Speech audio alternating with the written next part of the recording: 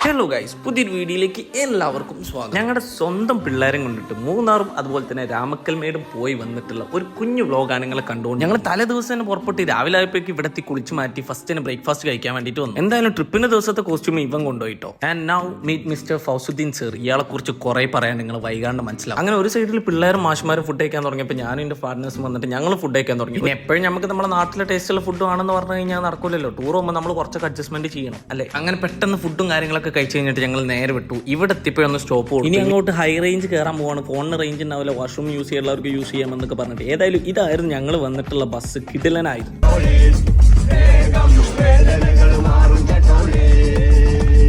Kerala tourism വളരെ മുൻപന്തിയിലാണെന്ന് കാണിച്ചിരുന്ന ഒരു സംഭവമാണ് നിങ്ങളിപ്പോൾ കണ്ടത്. അതൊന്നും നോക്കിയിട്ട് കാര്യമില്ല. ഗവൺമെന്റ് വിചാരിച്ചാൽ എന്തെങ്കിലുമൊക്കെ നടക്കുള്ളൂ. അതിന് ആദ്യം പോലെ വിചാരിക്കണ്ടേ. അത് വിട്, നമുക്ക് ആദ്യം കാര്യത്തിലേക്ക് വരാം. ഏതായാലും ഞങ്ങൾ അവിടുന്ന് നേരെ കുണ്ടള ഡാമിലേക്ക് ഇട്ടു. എല്ലാത്തിനും